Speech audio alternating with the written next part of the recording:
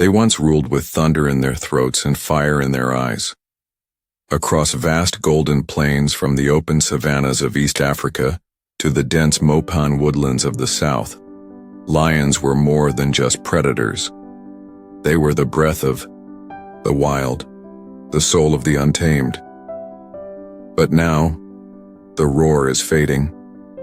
As dawn breaks over the African plains, the sun peels back the veil of night, brushing the horizon in crimson, a blood-red hue that mirrors the truth lurking in the silence. This is not just another sunrise. This is the beginning of a reckoning. Once more than 200,000 lions walked this earth, their kingdoms stretching endlessly across landscapes unbroken by fences, free from the shadows of man. Today, barely 20,000 remain, a number dwindling not from a single catastrophe but from 1,000 quiet wounds, each inflicted by conflict, loss, and indifference. In the heart of the savannah, a lioness stirs beneath an acacia tree. Her ribs show through her tawny skin, the result of an unforgiving drought. Her eyes scan the plains for signs of prey, but all that greets her is dust and distance. The wildebeest have moved on, the zebras have disappeared, and with them, so too has the certainty of survival. This lioness is a mother. Her cubs, barely 3 months old, wait in the safety of the tall grass, their tiny bodies curled together, dreaming of a world that may not be waiting for them. Here, survival is no longer the art of the hunt. It is the war against hunger, the calculus of risk and reward, the gamble of choosing whether to fight for food or flee from man. In the north, fences stretch like scars across ancient migratory paths. In the south, farmlands bleed into once pristine lion territory. And all around, the invisible line between wild and human grows fainter, until it vanishes. A young male lion roams alone. Driven from his pride by dominant males, he walks a dangerous road, the exile every lion must face. When manhood arrives, his mane is just beginning to darken, his body lean and strong. But strength here is not enough. He is entering a world no longer shaped by the laws of the wild but by barbed wire, bullets, and broken balances. His eyes catch movement, not of prey, but of something else. Cattle. And behind them, a figure, a herder with spear in hand, guarding his only wealth. There is no roar, no clash of titans, just a single decision that changes everything. The young lion lunges, the herder reacts. A life is lost. Perhaps two. And in this, the story repeats itself. Where once lions were feared and revered, now they are seen as threats, trespassers, pests. Where once stories of their courage filled fireside tales, now headlines speak of attacks, retaliation, and conflict. And yet, behind every statistic is a heartbeat, a creature driven not by malice but by need. Far from the headlines, in remote corners of the continent, some prides still thrive. In protected reserves and national parks, they continue their age-old rhythm, mating, hunting, raising cubs. But even here, danger creeps in, poaching, snaring, illegal wildlife trade, all part of a new war against the kings of old. Lion bones, once sacred, now sold for trinkets, manes and claws, traded as trophies of false power. And in these markets, the crimson roar grows quieter still. But this is not only a tale of sorrow, it is also a call. For every lion that falls, there are those who fight for their survival. Conservationists who walk the bushlands with GPS collars and tranquilizer darts. Local communities who are rewriting the narrative, choosing coexistence over conflict. Innovators creating lion-proof enclosures. Researchers mapping genetic legacies. Storytellers bringing their plight to the world stage. And in their efforts, a new kind of roar begins. Not from throats, but from hearts. Back in the golden light of evening, the lioness returns to her cubs. She brings no kill, only her warmth. They nuzzle her belly, unaware of the world's cold edges. In their innocence lies a question. Will they grow into kings and queens of the wild? Or will they be the last of their kind? Above them, the sky deepens into twilight. The stars arrive, ancient and unmoved. But beneath them, a silence grows. A silence that once echoed with the sound of might, of power, of legacy. A silence now waiting for the crimson roar. Across the African continent, lion territories once formed a vast, uninterrupted empire. Pride to pride, step to Savannah, their movements painted invisible trails across landscapes that had not yet been sliced by roads, fences, or farms. This was a world where lions reigned, not as isolated survivors, but as the architects of balance. But today the map tells a different story. In satellite images, lion range shrinks like retreating shadows. Fragmented, broken, scattered. Just 8% of their historical range remains, and even that is under siege. We begin in southern Kenya, in the parched expanse of the Amboseli region. Here, lions must navigate not only ancient rivalries, but also a growing maze of human encroachment. Livestock numbers have soared. Waterholes once shared now bear the marks of human claim, and in this uncertain ground, lions must make a dangerous choice each night. A matriarchal lioness leads her pride under cover of darkness. Her steps are light, her senses heightened. She skirts the edge of a village where cattle are penned tightly, behind wooden stakes. The hunger in her belly is gnawing, urgent. But one wrong move will end in death, not just hers, but that of her cubs hidden a few kilometers away. In the distance, a dog barks. A lantern glows. She pauses, listens, then retreats. Tonight, the gamble is too great. This is the quiet collapse of kingdoms, not with battles or blazes, but with slow erosion. As land disappears and corridors vanish, prides become trapped. Inbreeding begins. Genetic strength fades. The regal bloodlines that once shaped the greatest hunters on earth begin to thin. In the Luangwa Valley of Zambia, a coalition of 4 males has held dominion over a region for nearly 3 years. Their rule is brutal, effective, and essential to the pride's survival. But as the seasons shift, competition stirs in the distance. 2 younger males, exiles from another pride, have been seen on the outskirts. They are lean, hungry, and determined. What they seek is not just territory, it is legacy. To claim this land, they must overthrow the ruling coalition. To do so, they will have to risk everything. But this is not the only battle brewing. In Iowa, Tanzania's Ruaha landscape, lions face a more complex enemy. Persecution disguised as protection. As local villagers lose cattle, they retaliate, often with poison. Entire prides vanish in silence, their bodies discovered days later beneath withering trees. One carcass leads to vultures, vultures alert rangers. But by then it is already too late. A lioness, her golden eyes glassy, lies among the dead. Beside her, a cub whimpers, confused, nudging her still flank. The poison does not discriminate. It kills the hunters, the mothers, the heirs. And yet, this is not a landscape devoid of hope.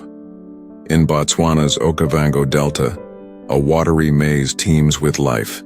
And here, lions have adapted in remarkable ways. They swim between islands. They hunt buffalo in deep water. Their paws are broader, their muscles leaner, shaped by an ecosystem unlike any other. This delta pride survives because its home remains untouched, for now. But beyond the waterways, pressure builds, tourism rises, conflicts flare, and each passing year brings a tighter squeeze on the boundaries of the wild. In Uganda, lions have learned to climb fig trees, an unusual behavior once considered myth. They rest high above the earth as if escaping not just heat and insects but the turmoil below. From this height, they watch villages grow, roads stretch, and the future draw closer with every breath. These behaviors, these adaptations, are signs not of evolution, but desperation. The crimson roar fades not from weakness, but from isolation. Lions thrive as social creatures, as familial dynasties, as rulers of shared spaces. When their worlds fracture, so too do their spirits. At a dusty waterhole in Namibia, a lone male drinks under the weight of dusk.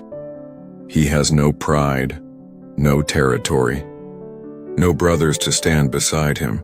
He is a king without a kingdom, a relic of what once was.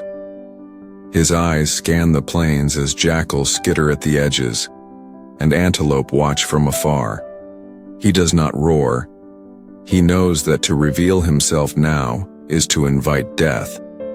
And yet, somewhere within him, the instinct to rule still burns. In the heart of this continent, kingdoms collapse, not in storms, but in silence. And unless something changes, the fall of one pride becomes the fall of all. Still, even in this slow motion unraveling, a question remains. Can the pieces be rejoined? Can broken territories be stitched into whole landscapes once more? The answer lies not just in science or politics, but in a return to understanding, a recognition that lions are not beasts of burden or trophies of conquest. They are the pulse of the wild, and when their rhythm fails, the entire orchestra falters. The night deepens. Across the land, small fires flicker in villages, and in the distance far from human eyes, a sound trembles across the plains. It is not a cry of conquest. It is a call for belonging, a call from a king who no longer knows his kingdom. The crimson roar echoes on, but for how long? In the great cycles of nature, bloodlines are the currency of survival. They pass more than muscle or mane. They carry the instincts of the hunt, the courage to defend, and the wisdom to endure. But in a world where lion populations are fragmenting, these bloodlines now stand on the edge of extinction. Deep within the wild heart of South Africa's Kruger National Park, a lioness lies in the cool shade of a rocky outcrop. She is old. Her face bears the pale mask of time, her golden eyes rimmed with years of battles won and losses endured. Beside her, 2 cubs nurse hungrily. She is their mother, their protector, and their bridge to the past. In her veins runs a lineage that once ruled the region. But time is no longer on her side. Her pride has dwindled. Once a mighty force that numbered 12, now just 3 adult females remain. Disease, conflict, and age have eroded what once stood like a monument across the land. These cubs, born against the odds, may be the last of her line. This story repeats itself across the continent. In East Africa's Serengeti, researchers track pride movements with GPS collars and drones. The data reveals a stark truth. Even in protected zones, isolation is growing. Genetic bottlenecks are forming, invisible traps that slowly weaken future generations. In small fenced reserves, lions often cannot roam far enough to find unrelated mates. Fathers breed with daughters, brothers with sisters, and the resulting cubs, though outwardly strong, may carry weaknesses hidden deep within their DNA. Low sperm counts. Immune system vulnerabilities. Behavioral shifts that no longer serve survival. Inbreeding, once rare, is becoming alarmingly common, and with it comes the slow erosion of what once made lions nature's most formidable force. But bloodlines are more than science. They are stories, etched in the scars of dominant males and the maternal devotion of lionesses. In Tanzania's Ngorongoro crater, one such story unfolds, of a pride led by a single surviving male named Baraka. His mane is thick and shadow-dark, flecked with dust from the caldera winds. For 5 years he has held his throne. His roar echoes through the bowl-shaped land like thunder across a cauldron, but his days are numbered. Younger males stalk the edges of the crater, watching, waiting. They come not just to conquer, but to rewrite the story, to replace Baraka's legacy with their own. And with that, a new chapter in the bloodline begins, or ends. When coalitions take over a pride, they often kill the cubs sired by their predecessor. This brutal strategy forces the lionesses back into estrus, ensuring that only the new male's genes continue. It is nature's cruel efficiency, a reset, a purge, and so bloodlines balance on a knife's edge with every roar. In Botswana's Linyanti region, an unusually large coalition of 5 males has risen to dominance. They control an expansive territory, spanning riverbanks and savannas. Their reign brings stability and prolific breeding. But even this strength is precarious. One of the males, the eldest, is slowing down. His steps are stiffer. He lags behind the others, vulnerable to ambush from younger coalitions just beyond the border. His death, when it comes, may fracture the group. And with that fracture, the entire pride's future trembles. Every lion born in the wild carries a flickering torch, the fire of ancestry burning through them with each breath. But in the modern age, these torches are being snuffed out faster than they can be passed on. Captive breeding offers no true salvation. In zoos and enclosures, lions live disconnected from the harsh teachings of the wild. Their bloodlines, often mixed and poorly recorded, cannot be cleanly reintroduced into natural ecosystems.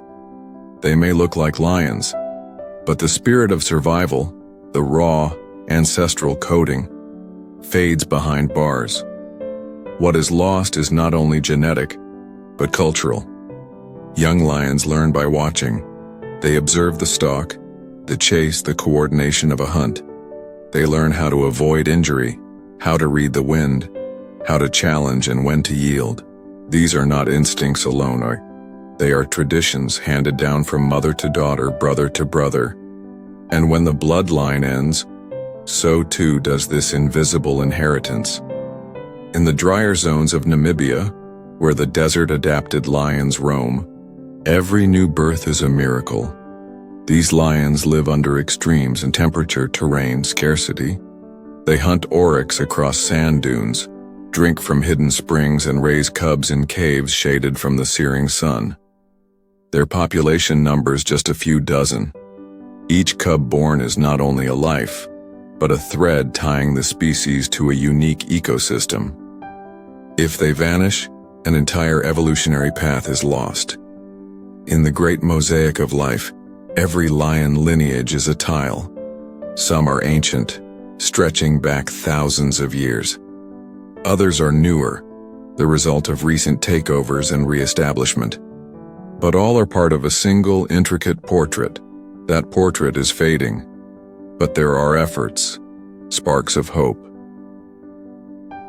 In parts of Kenya and Zambia, conservationists are re-establishing wildlife corridors, pathways that reconnect isolated habitats, allowing lions to find new mates, new lands, new chances. Genetic testing is helping track diversity.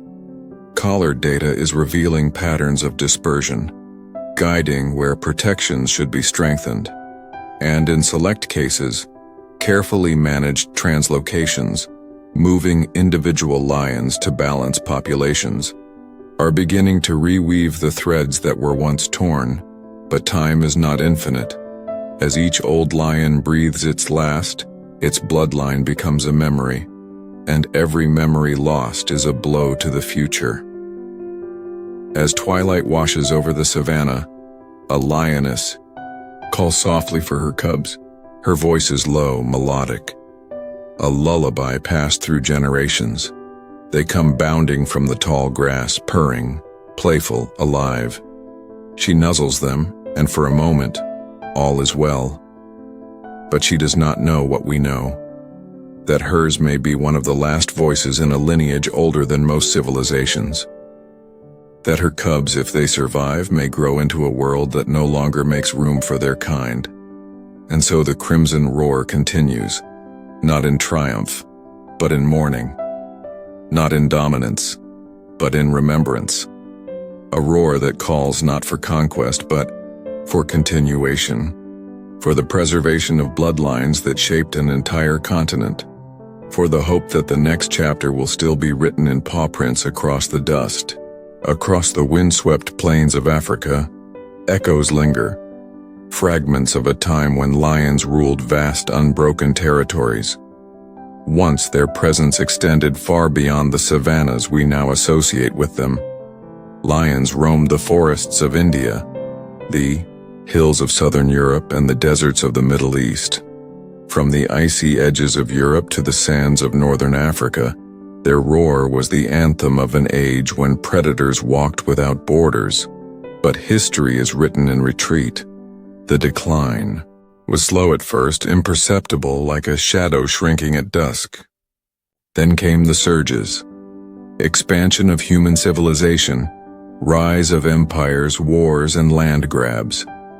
Forests were cleared, rivers were dammed, grasslands became farmlands.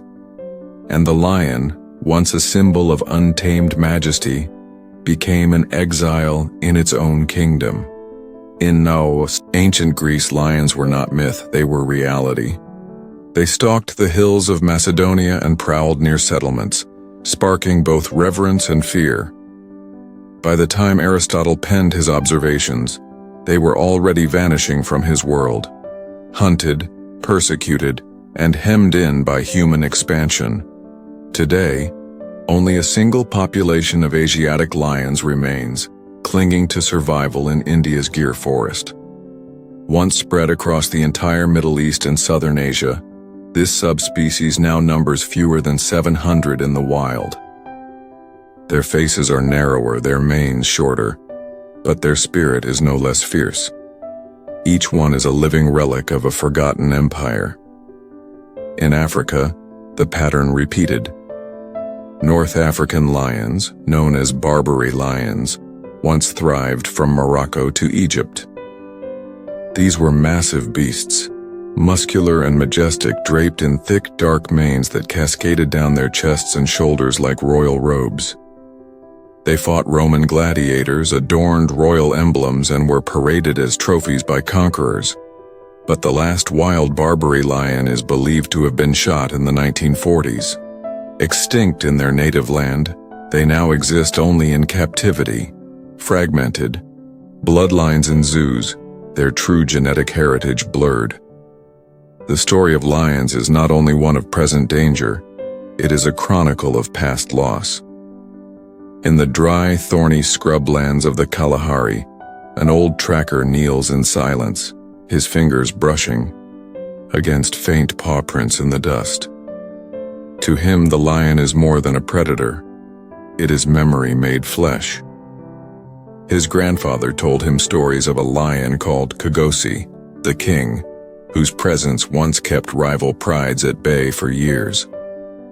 A lion that walked without fear and died alone, poisoned by farmers protecting cattle.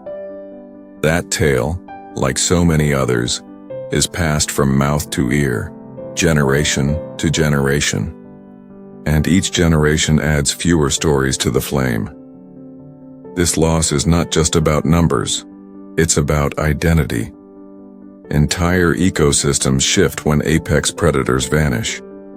Prey populations explode, grasses disappear under grazing pressure, water holes erode from overuse. The balance once kept in check by the lion's invisible hand collapses. The land remembers the lion. It remembers the kill sites, the scuffles beneath acacia trees, the late-night roars that silenced the stars. But these memories grow faint. In Ethiopia's Bale Mountains, lions once patrolled high-altitude forests, coexisting with wolves, leopards, and hyenas. Now sightings are rare, fleeting ghosts on camera traps. The forests grow quieter, less wild, their silence a mark of absence. In the Sahel, herders once told tales of lions that could vanish into the wind, appearing only when the balance of life needed to be restored. Today, their stories are becoming elegies. But while the past bears sorrow, it also whispers hope. There are lessons in what was lost, guidance in what must not be forgotten. Across the continent, small victories bloom like wildflowers after rain. In Senegal's Niokolo-Koba National Park, a small population of West African lions clings to life. There, scientists and rangers work side by side, tracking movements, restoring prey numbers, and building coexistence with local communities. Their goal is not merely survival, it is revival.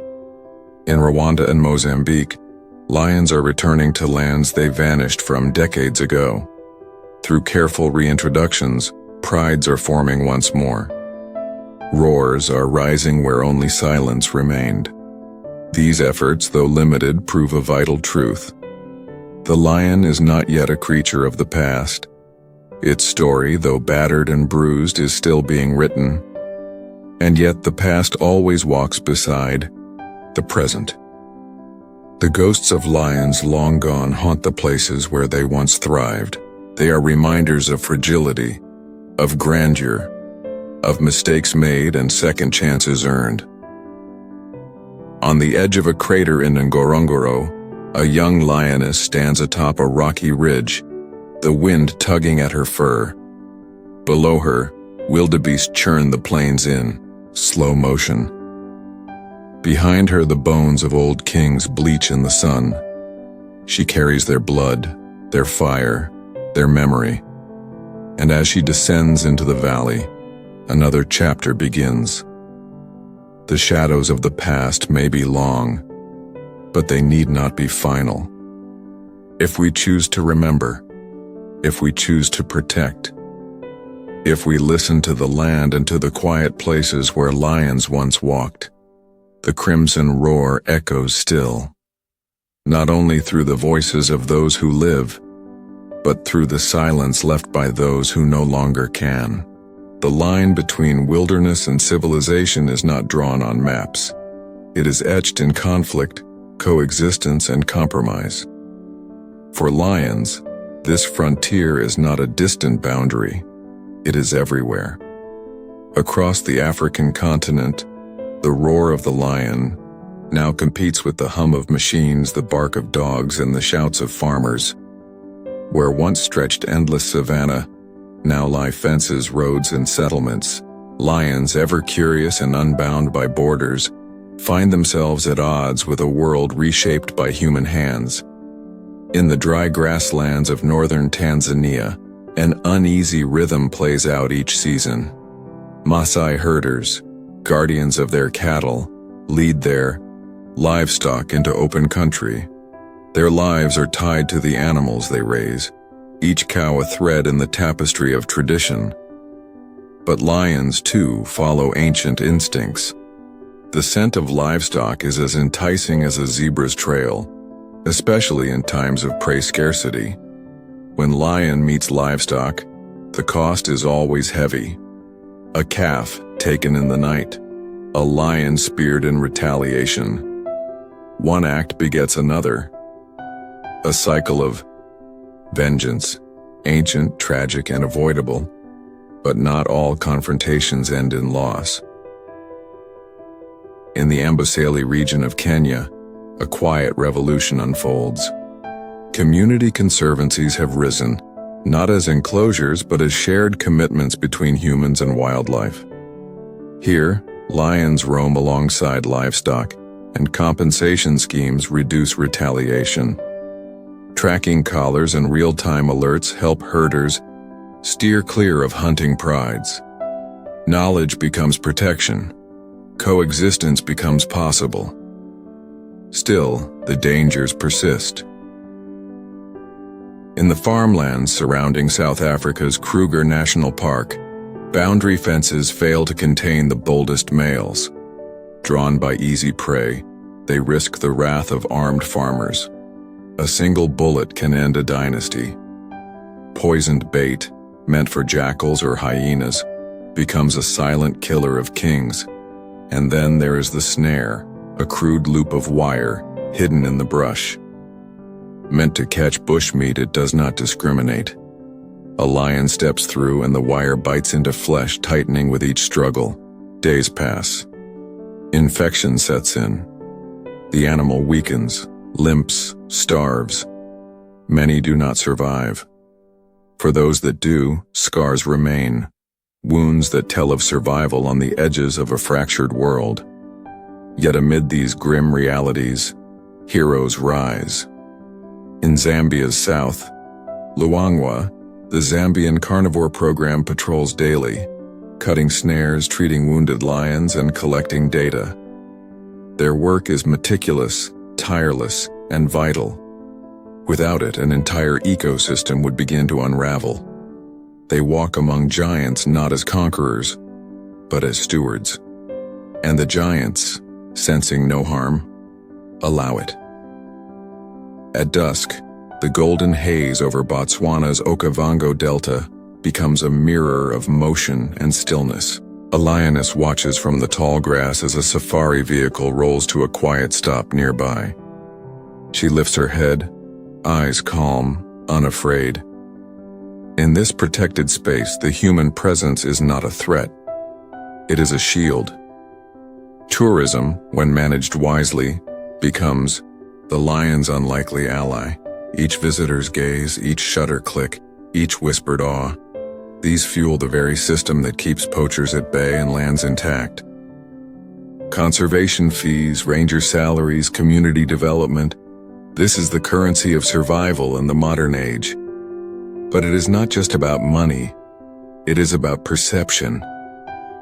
Lions, once seen only as threats or trophies, are now faces on conservation campaigns, stars of documentaries, symbols of national pride. Children in Kenyan schools now learn about lion behavior alongside math and reading. They are taught not just to fear but to understand. Still, the battle for hearts and minds is ongoing. In regions where hunger persists, where drought turns fields to dust and lions become scapegoats, empathy alone is not enough. Solutions must feed both people and predators. Agro-pastoral corridors, nighttime enclosures for livestock, community rangers trained in wildlife response. These are the new tools of survival. And in this shared struggle, it becomes clear: lions do not live in isolation. Their fate is braided with ours. Every road built, every tree felled, every acre farmed, these decisions ripple through the ecosystems we all depend on. The lion becomes a barometer of balance. When they vanish, it is not just their loss, it is a warning. In Namibia, a lion known as XPL-77 once roamed the dry reaches of the Kunene region. He was bold, uncollared, and feared by local herders. He hunted cattle with precision and disappeared before dawn. But when researchers caught up with him, they found a creature not of malice, but of necessity. His pride had collapsed. Prey was scarce. He hunted to survive. When he was finally killed, a silence fell over his former range. No more tracks, no more nighttime calls, The wild, a little emptier. Yet from his story, action followed. Lion guardian programs were expanded. Herders received better support. XPL-77 became a martyr not just to memory, but to change, and change, though slow, is stirring. In corridors across Africa, from the deserts of Namibia to the floodplains of the Zambezi, there are places where humans and lions are learning to walk together. It is not easy. It never will be. But it is necessary. Because at the edge of extinction, the lion's fate no longer rests solely in the wild. It lies in our hands, in our policies, in our values, in the stories we choose to tell. And as long as we choose to see them, not just as beasts of muscle and fang, but as beings of purpose, presence, and place, the crimson roar may yet echo through generations, not just in sanctuaries, but in the shared spaces between us.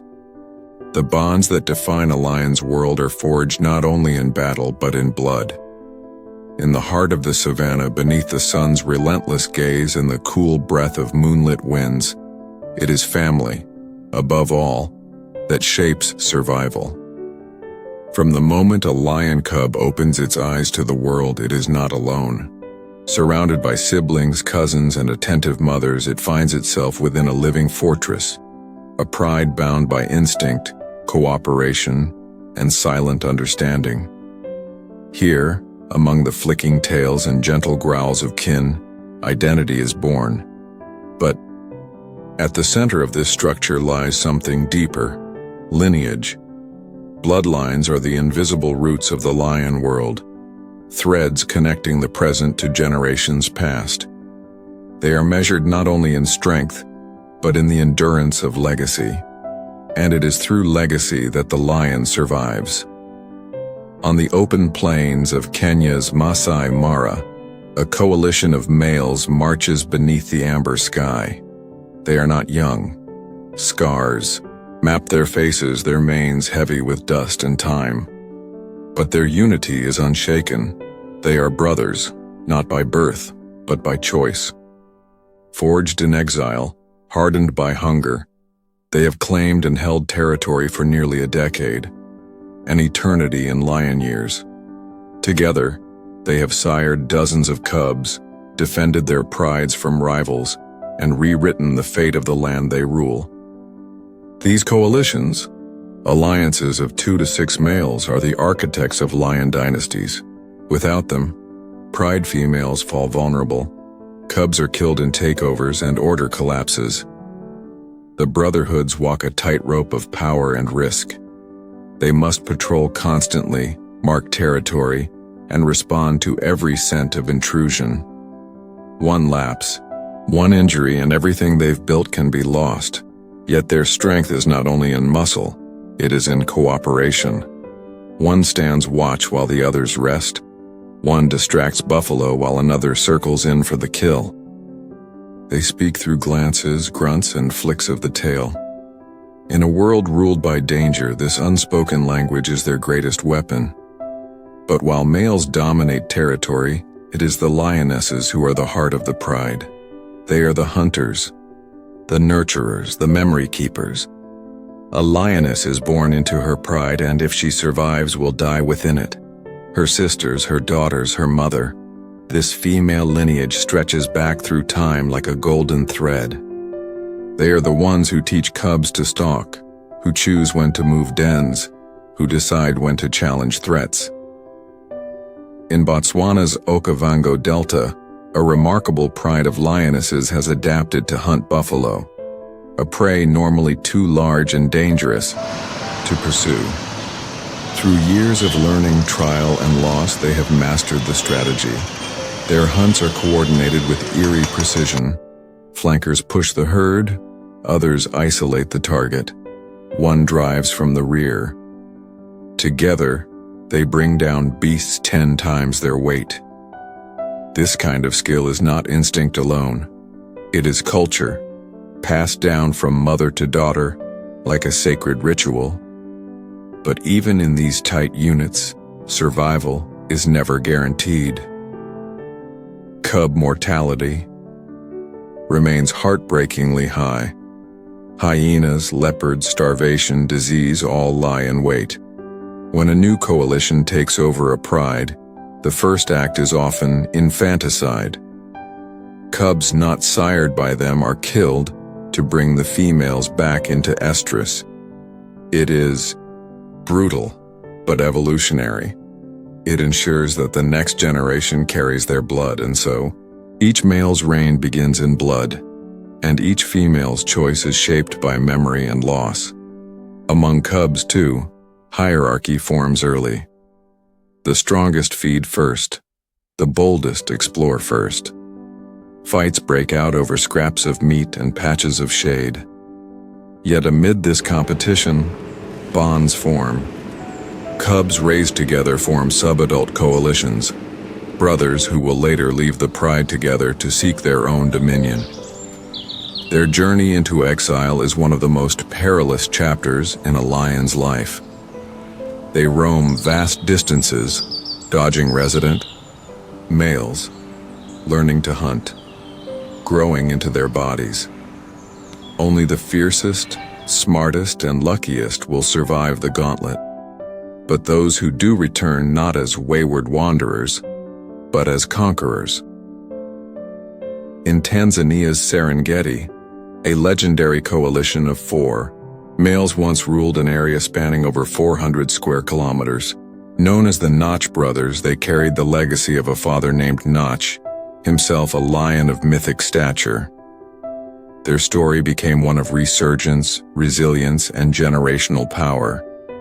Their cubs and their cubs' now roam the plains, carrying forward the bloodline of a lion whose roar once echoed from hill to hill. And so the cycle continues. Power won, power lost. Brotherhoods formed, prides shattered, legacies scattered like dust across the plains. Each lion carries within it 1,000 lives, those it descended from, those it has touched, and those yet to be born. In a clearing, beneath the stars, 2 lion brothers groom each other in silence. They've just defended their territory from intruders. Their bodies bear fresh wounds, but their bond is unshaken. For now, they are kings, but the winds of challenge are always rising. Distant roar floats on the night air, a sound both familiar and foreboding. Another coalition is drawing near. The test of power is never complete. And in this endless dance of bloodlines and brotherhood, the lion's legacy is both fragile and enduring. Every roar is a proclamation of presence.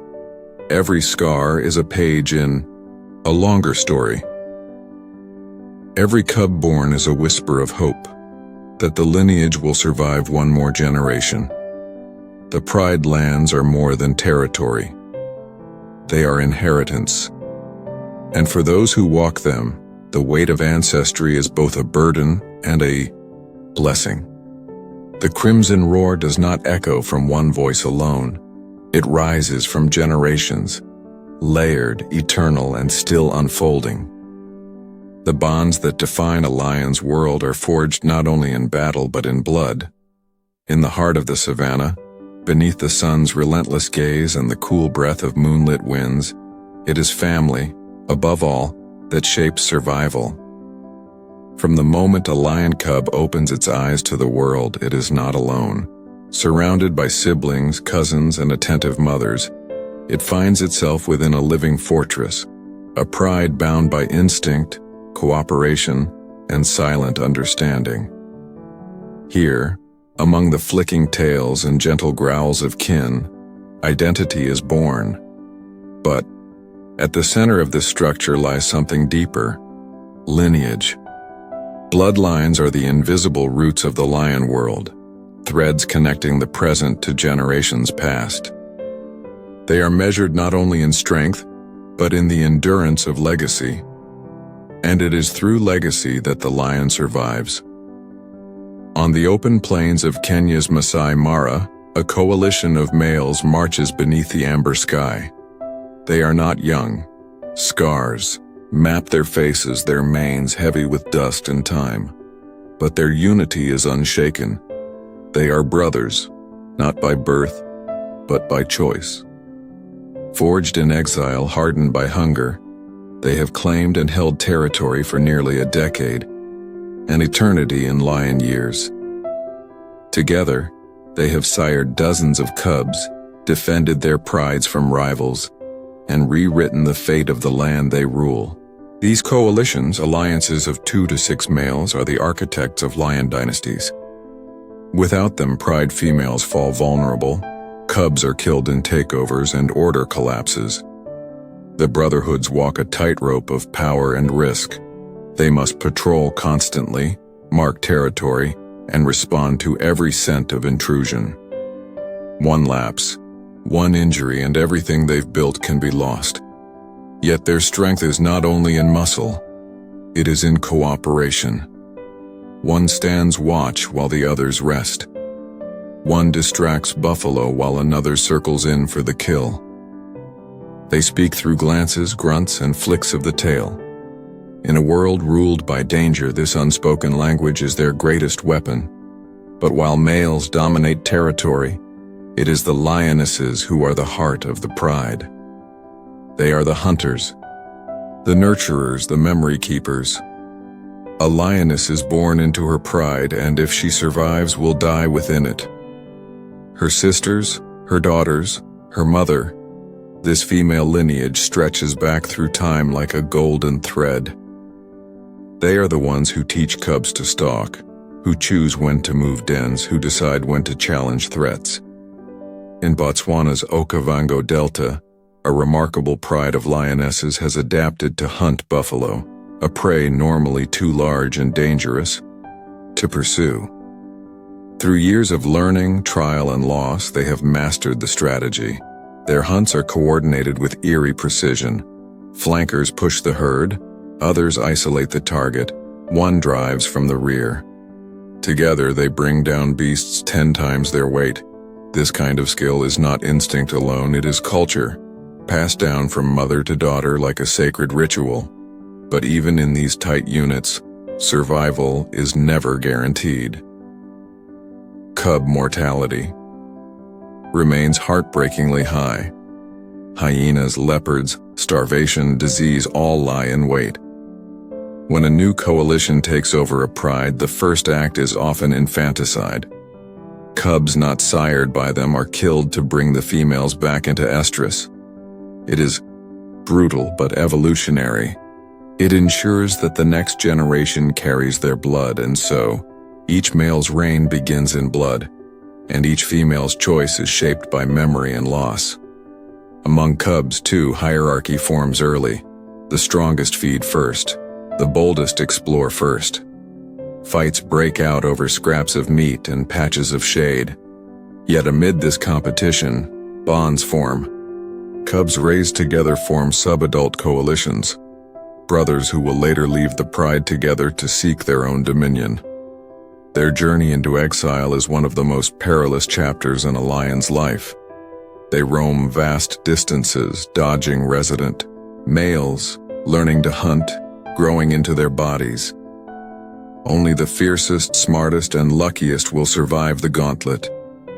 But those who do return not as wayward wanderers, but as conquerors.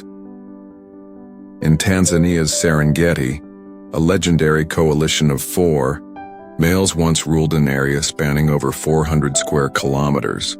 Known as the Notch brothers, they carried the legacy of a father named Notch, himself a lion of mythic stature. Their story became one of resurgence, resilience, and generational power. Their cubs and their cubs' cubs now roam the plains, carrying forward the bloodline of a lion whose roar once echoed from hill to hill. And so the cycle continues. Power won, power lost. Brotherhoods formed, pride shattered, legacies scattered like dust across the plains. Each lion carries within it 1,000 lives, those it descended from, those it has touched, and those yet to be born. In a clearing beneath them, stars, 2 lion brothers groom each other in silence. They've just defended their territory from intruders. Their bodies bear fresh wounds, but their bond is unshaken. For now, they are kings. But the winds of challenge are always rising. A distant roar floats on the night air, a sound both familiar and foreboding. Another coalition is drawing near. The test of power is never complete. And in this endless dance of bloodlines and brotherhood, the lion's legacy is both fragile and enduring. Every roar is a proclamation of presence. Every scar is a page in a longer story. Every cub born is a whisper of hope, that the lineage will survive one more generation.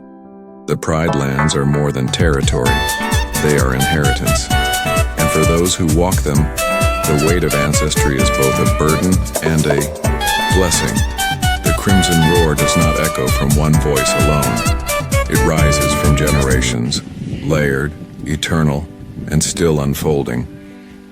Time carves its stories into skin. In the wild, survival is not marked by age or stature, but by scars. Deep etchings of endurance, each one a silent testament to a battle faced, a danger survived, a price paid. The life of a lion is seldom long. But those who live beyond expectation do not emerge unscathed.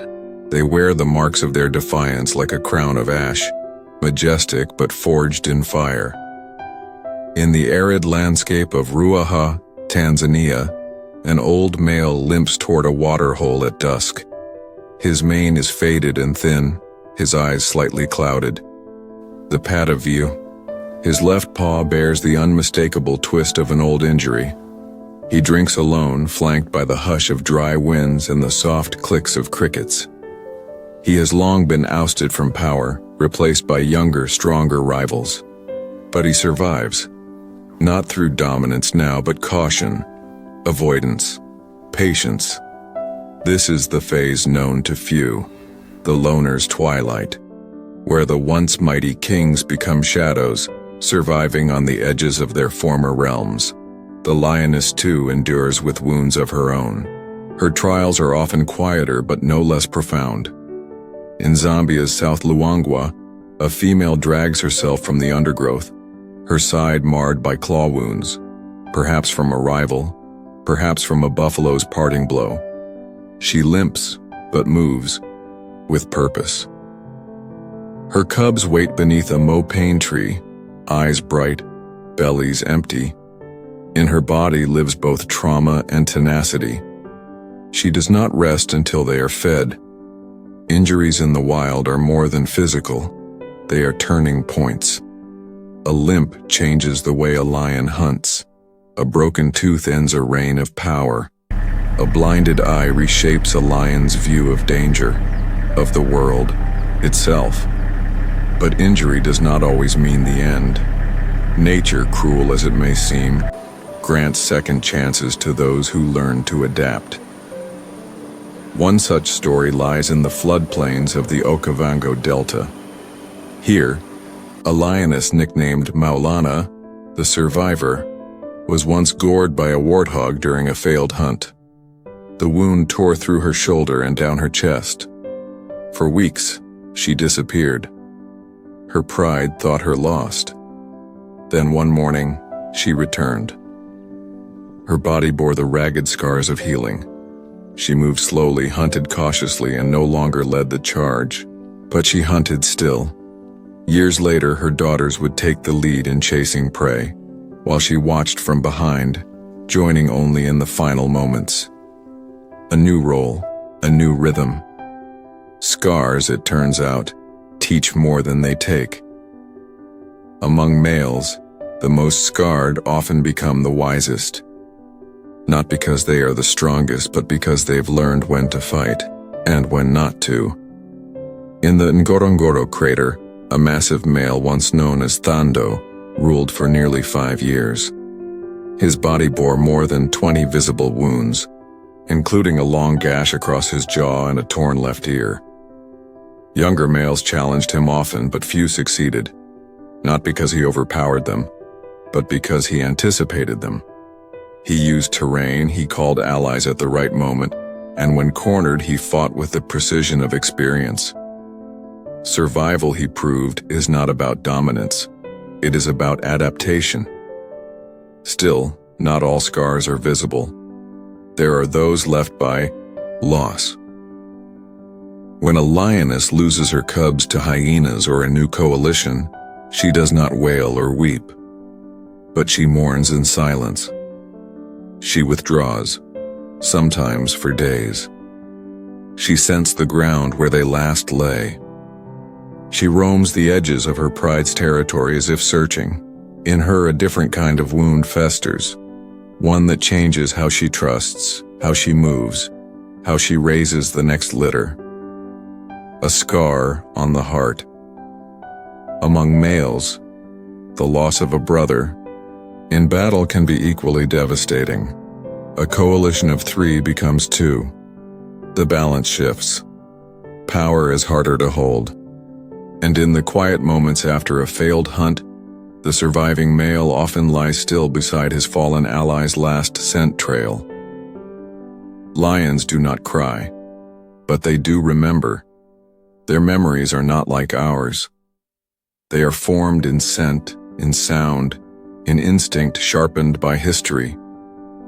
Each roar from a distant rival brings back battles once fought. Each prey path crossed tells of hunts that once ended in triumph or in starvation. In this way, the scarred lion becomes not just a survivor, but a living library. They carry within them the story of a pride, a territory, an ecosystem. Yet in the end, no lion escapes the toll of time. The joints stiffen, the reflexes dull, the claws crack. Even the mightiest must one day bow to the slow erosion of age, and so many wander off alone. They find a secluded place, near water, beneath shade, and they wait. Not out of weakness, but instinct.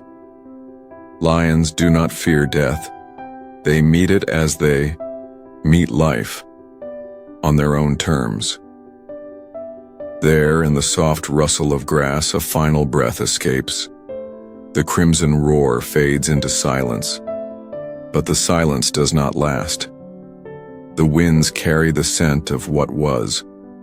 Scavengers arrive, yes, but so do the cubs, the lionesses, the brothers left behind. They sniff the place, they linger, and then they walk on, carrying forward the blood, the lessons, the legacy. Because in the lion's world, scars are not the end of the story. They are the proof that the story was real. And as long as one lion still breathes, still hunts, still roars, the lineage of the scarred will never be forgotten. The crimson roar lives on, not in perfection, but in perseverance. Across the trembling horizon, the sun bleeds into ochre. Dust swirls in slow spirals, lifting the forgotten breath of ancestors. Each grain a memory, each gust an echo. The lion's story is not only written in bone and blood, but in earth, in the tracks that vanish by nightfall, in the roars that fade over empty plains, in the weight of what used to be. There are places now where lions no longer live, but their absence still lingers. In Chad's Zakuma National Park, long silenced. By war and poaching, the lions have all but vanished. Rangers walk through golden savannas where pride territories once overlapped. They pass trees where cubs once played. They listen, but the land no longer answers. Still, the wind sometimes brings the faint call of a distant roar. From outside, the borders from another land, from memory. There is no monument when a species fades from a place, no ceremony, just silence. It begins with one lion less at the waterhole. Then a hunting ground lies undisturbed. Then the grass grows thicker where paws once tread. Until one day, the landscape forgets. But not everyone forgets. In villages that once coexisted with lions, the elders remember their presence. They speak of nights when the thunder of roars rolled down from the hills, They recall the days when cattle had to be watched with vigilance, not only for thieves but for kings. Their stories, passed to children around fires, are all that remain. In these tales, the lions were more than beasts. They were omens, guardians, teachers. The Maasai say a warrior becomes complete only after confronting a lion, not for glory, not for sport, but to understand fear, to meet courage. That right, too, is vanishing. Modern pressures reshape ancient ways. What was once sacred is now criminalized or commercialized, and so the echoes grow fainter. In India's Gir forest, the lion's only stronghold outside Africa, another echo lingers. The Asiatic lion, cousin to the African species, clings to survival in a shrinking forest hemmed in by development. Once spread from Greece to India, their reign now ends in one patch of land. Their population, though slowly increasing, exists in perilous isolation. A single disease outbreak could undo decades of progress. But like their African kin, they refuse to fade quietly. They walk their dry forests with grace, defending fragile territories. They rear cubs in silence, away from curious eyes. They hunt, sleep, fight, and roar, not knowing how few they are, only knowing that they must endure. Their survival is not just for themselves, it is symbolic. It is defiance in the face of extinction, because extinction is not a moment. It is a slow unraveling, a quiet dissolving of presence until only records remain. And yet, presence can return. In Malawi's Luan National Park, lions have been reintroduced after nearly 2 decades. From silence came sound, from emptiness came life. The first roar in 20 years cracked across the trees like thunder. Birds scattered. Antelope froze. The ecosystem stirred. Predators shape prey. Prey shapes vegetation. Vegetation shapes rivers. And rivers feed life. When lions return, balance returns. But rewilding is not a solution alone. It is a beginning. And beginnings require vigilance. Across the continent, conservationists fight a relentless battle, not just for lions, but for the ecosystems they hold together. They collar, track, monitor. They educate. They collaborate with communities to shift old narratives that lions are not enemies but keystones, not burdens but legacies. In Botswana, a project known as Claws works with farmers to reduce livestock conflict, introducing protective corrals, guardian dogs, and compensation systems. In Tanzania, young conservationists lead lion clubs in schools, teaching children that their future can still include these magnificent predators. The goal is not just to preserve lions, but to preserve their place in the story of the land. Because a lion is not just an animal, it is a memory engine. It holds within its eyes the wild past, within its roar the promise of wilderness, and within its pride, the map of a balanced world. And so, the echoes in the dust remain. They are not only mournful, they are reminders. They say, we were here, we mattered, and we can return.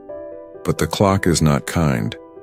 With fewer than 20,000 lions left in the wild, down from over 200,000 just a century ago, the urgency is real. Each lost pride is a torn page from a story we may never finish. Each silent landscape is a warning written not in ink but absence, and yet there is still time. If the echoes are heard, if the stories are remembered, if the roars return, because extinction may be a door, but it is not yet closed. Somewhere, under the dust-filled sky, a lioness lifts her head at sunset. She hears something in the distance, a sound, faint but unmistakable, the call of another. A roar. She rises. She answers. The dust swirls again, not as a shroud, but as breath. In the quiet hours before dawn, when the savannah is cloaked in a fragile blue light, a small group moves carefully through the grasses. They are neither hunters nor prey. They are the silent guardians of the lion's last roar. Across Africa and beyond, conservationists, rangers, scientists, and local communities form the fragile shield between extinction and survival. Their task is monumental, their challenges immense, their dedication unwavering. Theirs is a war fought in dust and sweat beneath the blazing sun and beneath the cold stars. They monitor territories with collars and drones, tracking lions every step. They move through thorn bushes and across rivers, setting traps to catch poachers' snares, removing deadly traps set for other animals but fatal to lions. In Zimbabwe's Hwang National Park, a ranger's eyes scan the horizon. Every roar, every movement, every footprint is a clue. He knows the land like the lines on his hand. He carries the legacy of those who came before, warriors, trackers, conservation heroes, who first heard the lion's cry and vowed to protect it. But technology alone cannot save the king of beasts. It is the connection between human and wild that holds the key. In Kenya's Laikipia Plateau, a new approach emerges, one rooted in partnership. Here, Maasai warriors and conservationists walk side by side. Their shared goal, to protect lions while protecting livelihoods. Guarding livestock with dogs and night enclosures, the Maasai reclaim a balance once lost. They teach their children that lions are not enemies, but vital threads in the fabric of their world. It is a delicate dance, for lions are powerful and proud, but also vulnerable. In Tanzania's Serengeti, a coalition of researchers works tirelessly to understand the subtle rhythms of lion life. They study cub survival rates, pride dynamics, hunting success, and the invisible impact of climate change. Rising temperatures, shifting rains, and unpredictable droughts ripple through the ecosystem. They alter prey availability, water access, and the delicate timing of births and hunts. Lions, masters of adaptation, are stretched thin. Yet the scientific work is not merely observation, it is action. Innovations in veterinary care save lives. Anti-poaching units intercept snares and illegal hunters before they strike. Community education transforms fear into respect.